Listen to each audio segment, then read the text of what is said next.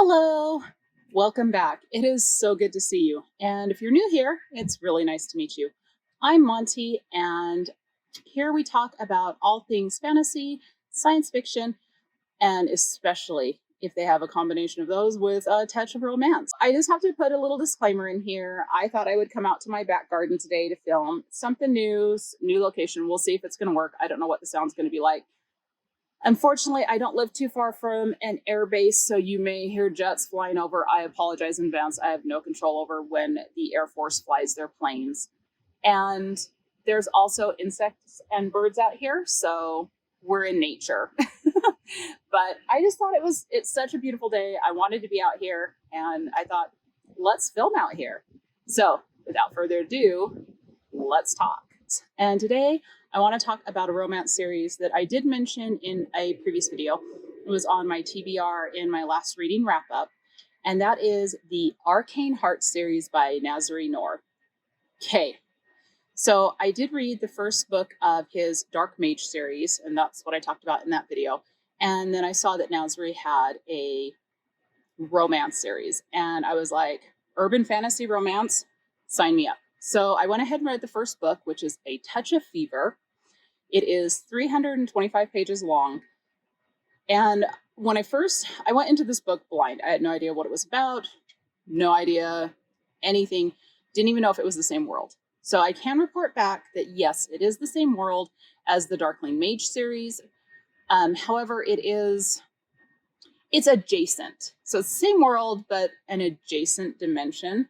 Because this book focuses on the black market, which is a world where all the true magic users live. And it's kind of a different dimension than our world, but it does connect to our world. But we do see a lot of the same characters, especially the gods, come up in this book as well. And I'm sure in the future series, we'll see a lot more crossover. And this book, A Touch of Fever, follows our main character, our protagonist, our hero, Jackson Pride. And Jackson Pride doesn't have the greatest of magic ability. And because he doesn't have a whole lot of magic just inherently in him, he is what's called an artificer. And in this world, different magic users belong to different guilds. So there's like a glassblowing guild, a weaver's guild, and then there's the artificers. This word. And they pretty much are responsible for creating magical devices, magical machines, things like that. However, at the beginning of the book, we learn that the Artificer Guild has suffered some really bad accidents in the past, one of which resulted in their laboratories being destroyed and, unfortunately, Jackson's parents perishing. However, Jackson still believes in his guild, and he is trying to restore the guild back to its former glory because currently it has no apprentices. It's like Jackson's the only one that's left that's even trying to do this craft. And so he continues the traditions and is trying to bring the guild back to honor his parents and to honor all the other artificers that have existed. And in order to kind of supplement his income, we learn what Jackson does kind of on an everyday basis. And the book opens with Jackson fighting a griffin. So there are magical creatures galore in this book. And the reason Jackson goes out and interacts with these magical creatures is he harvests certain items from them that contain magical properties that he then sells to the other guilds. So like with the griffins, it's feathers. With mermaids, it's their hair. It's kind of an interesting little side job that he has. And we also learned that he, unlike a lot of the other people that go out and do this, doesn't actually harm any of the creatures he interacts with. He's pretty much friends with all of them. He meets them, talks to them, develops a relationship, and then just asks them for things. And the reason he's fighting with this griffin is because it's his friend and he likes to spar. And he is testing out a new device that he has created called the Gauntlet, which is like a glove that has some magical properties in it, makes it be able to punch more and things like that. However, it's not quite ready for production. It's still in the QA testing phase.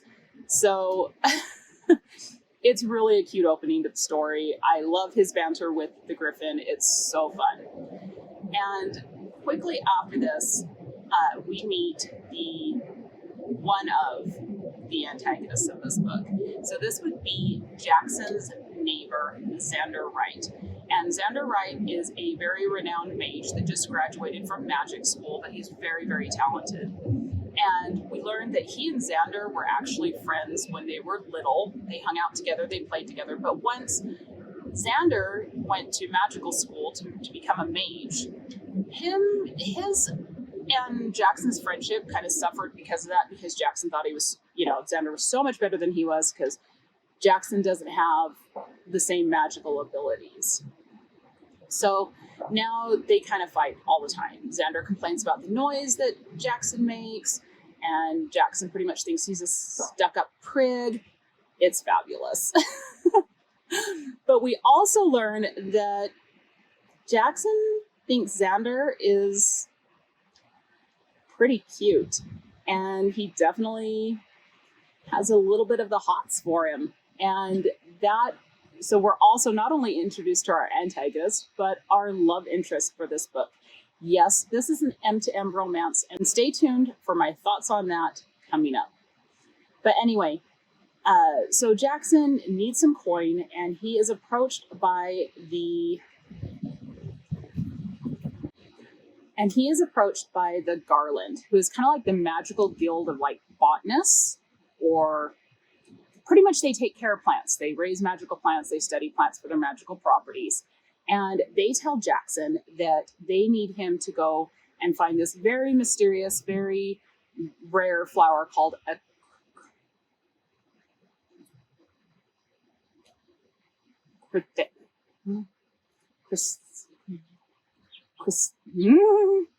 one second.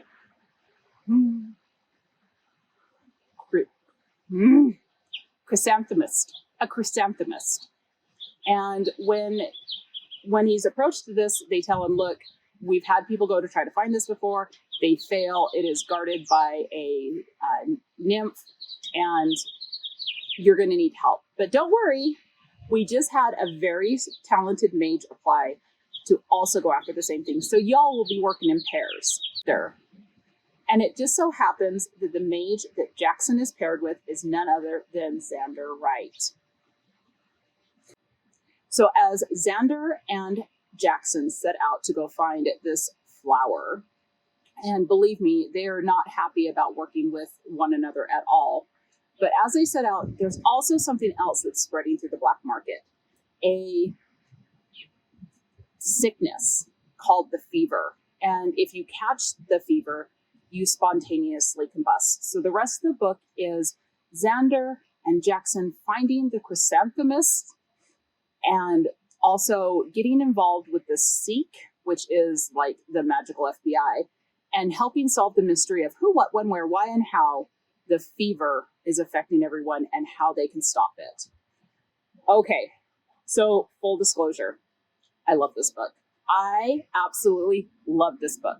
And yes, I do realize it is an M10 romance, and I may not be the target demographic for this book. And it's not like I've never read an M10 romance before. It's just, the M10 romances I've read in the past were usually written by women, or at least female names. Now, whether the author really is a cisgendered female, I don't know. However, I do know that Nazri Noor is a man, and the only reason I bring this up is because, when you think about books and writing outside of your experience, if you're going to write a book about an M10 romance, I just find it, a lot more, I don't know, when you're going to write an M10 romance, I think if you're writing from experience on what a man feels, it's helpful to have been a man or to be a man. And I absolutely loved the romance in this story. I thought it was so sweet. It is an enemies to friends to lovers story. And it was just really well done. Now, If you take the romance out of the story, does the story still hold up? Would I have still liked it? Yes. It is an awesome urban fantasy story, even if you skip over all the, sassy scenes. There aren't very many. I think there's like 2 in the whole entire book, but the romance aspect of it's so sweet. I mean, we can all agree that like people finding their love is just adorable and sweet no matter who it is. But the story itself, the urban fantasy part of this book is also extremely good. I love Nazri's voice. I love how he writes his characters. I love the world building in this book. And the author's voice is just so good. He is witty, he is sassy, he is funny, and I loved everything about this book. I loved the magical system in it. I loved the different guilds. I loved everything about the world building. Even the side characters felt real. They had depth. They were funny. They added to the story. And yes, I absolutely ship Xander and Jackson. I thought they were so cute together, and they're really a good couple. So, this book got 4 stars from me. I am going to be continuing this series, The Arcane Hearts. I've already started reading book 2, and I'm going to tell you, I absolutely love that book. It's so engaging. The story picks up right where the last one kind of leaves off with a little bit of a time jump, but it's super interesting. I'm already so deep into it, and I'm just about finished with it. The only reason I'm not talking about that is because I haven't finished the ending, and who knows? I've had many books that I've loved up until, the last few chapters, and then they just fell apart. So we'll see if this one's like that. But so far, I highly recommend this series if you like urban fantasy, if you like romance, and if you're open to an M-to-M romance. Absolutely wonderful. After I finish this series, I'm definitely going to be checking out Nazri's other series. I want to get back to the Dark Mage series. So am I going to be on a Nazri Noor kick for a while? Yeah. Probably. I'm so happy I found this author. I absolutely love it, and I can't recommend him more. Okay, so just as context, here is my back garden. This is the little area that I've just finished. It's like my little wildlife garden, and I'm super proud of it. So we have this little bird bath, all these little statues, beautiful flowers. That's my flowering plum. This is the birds area. This is where they can come eat. And then we have all the sunflowers surrounding it because in the fall, the sparrows absolutely love the sunflowers. We continue on back here to a little hidden nook, which, I don't know, I'm really thinking I could put a statue back there. And I don't know, just waiting for the right time. These crazy vines, I hate them. More vines. And then my patio. Oh, there's my filming setup because I'm a professional.